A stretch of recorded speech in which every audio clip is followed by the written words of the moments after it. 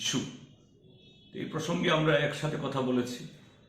ত্রিপুরা মোথার মাননীয় সুপ্রিমো প্রদ্যোৎ মানিক্য কিশোর মহোদয়, তিনি রাজ্যে ছিলেন না, অনেকদিন ধরে নেই, অসুস্থ, শিলংয়ে আছেন। তিনি, তার কাছেও আমরা আমাদের এই বয়ান পাঠিয়েছি। তিনি বলেছেন যে না, আমার এই বয়ানের প্রতি আমার কোনো আপত্তি নেই, আমি এন্ডোর্স করছি, অর্থাৎ তার সাথে আমিও সহমত পোষণ করছি, আমি আমার মতো করে এর পক্ষে কথা বলবো। তিনি যা বলেছেন আমাকে। তো এই ঘটনাই শাসক দলের ভেতরে একদম ভূমিকম্প তৈরি করে দিল। আবল তাবল বলতে শুরু করলো, মুখ্যমন্ত্রী থেকে শুরু করে সাধারণ নেতা কর্মী অব্দি। অর্থাৎ যে ত্রিপুরাজ্যের মধ্যে সাধারণ মানুষ, অর্থাৎ শুধু বিজেপি বিরোধী রাজনৈতিক দল না, সাধারণ মানুষ যদি ঐক্যবদ্ধ হন, গণতন্ত্রের পক্ষে কথা বলেন, আইনের শাসনের কথা বলেন, তাদের এটা অসহ্য, অর্থাৎ এতে তাদের অস্তিত্বের প্রতি একটা হুমকি হয়ে দাঁড়ায়। তারই প্রমাণ করেছে এরা কত ভীত,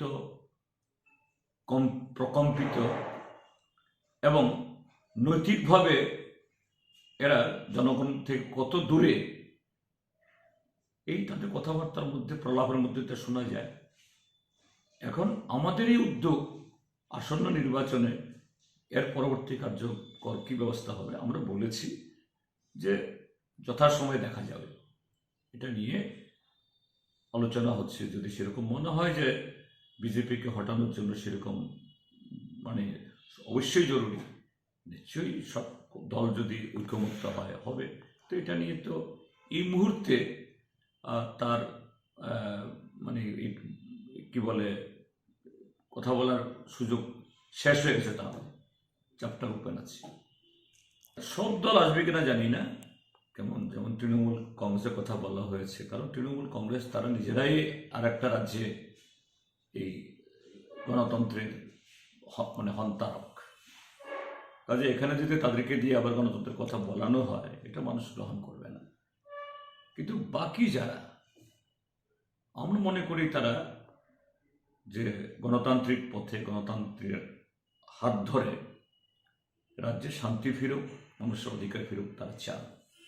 কাজে সেদিক থেকে আমাদের এই যৌথ উদ্যোগ, এটা কতটুকু এগিয়ে নিয়ে যাওয়া যায় দেখা যাক। একটা সঠিক সময়, যথাসময়ে সিদ্ধান্ত হবে।